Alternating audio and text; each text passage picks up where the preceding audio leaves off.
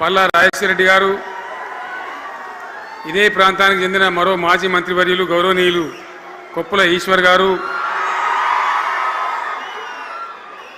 పేర్లు చాలా ఉన్నాయి, తెల్లారితే చదవానంటే. వేదికను అలంకరించిన మాజీ ప్రజాప్రతినిధులు, మాజీ జడ్పీ చైర్మన్లు, స్థానిక సంస్థల ప్రజాప్రతినిధులు, అందరికీ నా నమస్కారం. ఇదే జగిత్యాలకు సంబంధించినటువంటి అలిశెట్టి ప్రభాకర్ అని ఒక కవి ఉండేవాడు. ఆయన ఒక మాట చెప్పిండు, చీకట్లో జడుసుకుంటే ఒక చెట్టే నీ చుట్టూరా అరణ్యమై భయపెడుతుంది, గుండె అంటూ కలిగి ఉంటే, గుండె ధైర్యం ఉంటే నీ వెంట అదే పెద్ద సైన్యమై నిలుస్తుంది అని చెప్పిండు ఆయన. ఇలా నా కళ్ళ ముందు ఉన్నటువంటి మీరు, మీతో రెండింతలు బయట రోడ్ల మీద ఉన్నటువంటి అశేషమైనటువంటి జీవన్ రెడ్డి గారి అభిమానులు, మీ అందరి ఆశీర్వాదంతో ఈరోజు జీవన్ రెడ్డి గారి చేరిక కరెక్ట్గా, ఆయన గుండె ధైర్యం ఉన్నాడు కాబట్టి, ఉన్నట్టు నికాలస్గా మాట్లాడతాడు కాబట్టి ఇలా ఆయన నిర్ణయం తీసుకొని ఇంత పెద్ద సైన్యాన్ని తీసుకొని తెలంగాణ రాష్ట్ర భవిష్యత్ ప్రయోజనాల కోసం ఆయన బీఆర్ఎస్లో చేరిన విషయం మీ అందరికీ తెలుసు. ఆయన వెంట మీరందరూ వచ్చి, ఎవరైతే అందరూ ఈరోజు చేరినరో, ఇంకా రాని వాళ్ళు కూడా ఉన్నారో గ్రామాలలో, పట్టణంలో, మీ అందరికీ, ముఖ్యంగా జీవనన్న గారికి, ఆయన వెంట వచ్చినటువంటి ప్రతి పౌరుడికి, ప్రతి అన్నకు, ప్రతి తమ్ముడికి, ప్రతి చెల్లెకి కూడా పేరు పేరున బీఆర్ఎస్ రాష్ట్ర అధ్యక్షుడిగా నేను హృదయపూర్వకమైన స్వాగతం, సుస్వాగతం తెలియజేస్తా ఉన్నాను. జీవన్ రెడ్డి గారి గురించి నేను ఎక్కువ చెప్తే మాది మేమేదో డబ్బా కొట్టుకున్నట్టు అవుతుంది. ఎందుకంటే ఆయన గురించి మీ లోపల తెలియని వాళ్ళు ఎవరు లేరు ఇక్కడ. 40-45 సంవత్సరాల నుంచి మేము స్నేహితులం, చాలా దగ్గర మిత్రులం.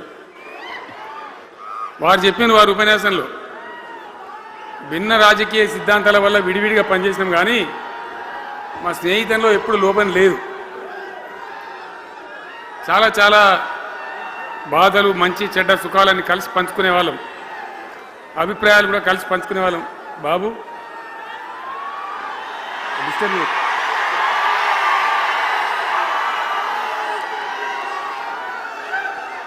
మంది లొల్లి పెట్టడం కూడా కాదురా వాను.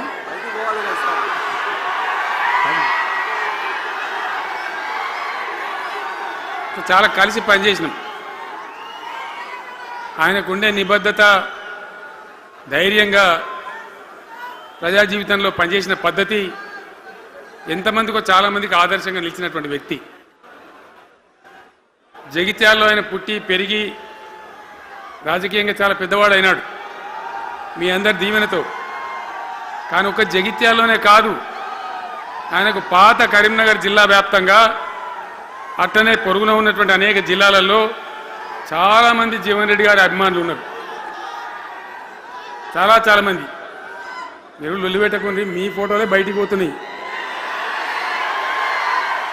అది లైవ్ టెలికాస్ట్ ఉంది, దానిలో మీ బొమ్మలు టీవీలో కనబడుతున్నాయి మీ ఇంటికాడ.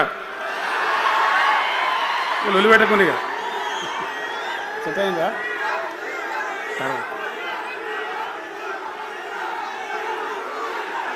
సో అట్లా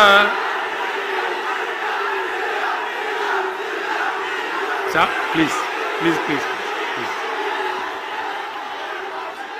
చాలా విషయాలలో ఆయన ఎంతో మందికి ఆదర్శంగా నిలిచినాడు, పనిచేసినాడు. ఈ ప్రాంతం గురించి తన ప్రాణం పెట్టి పనిచేసినాడు. ఆయన మంత్రిగా ఉన్నా, ఇంకో హోదాలో ఉన్నా, ఎమ్మెల్యేగా ఉన్నా, ప్రతిపక్షంలో ఉన్నా, తన ఏరియా అభివృద్ధిని ఏనాడు కూడా ఆయన విస్మరించలేదు. లేకపోతే అన్ని పర్యాయాలు మీరు ఎందుకు గెలిపించారు, ఎందుకంత గుండెల్లో పెట్టుకున్నారు? నేను ముఖ్యమంత్రి అయినా, వారు ప్రజాప్రతినిధిగా కరీంనగర్లో జరిగినటువంటి సభకు వచ్చింది.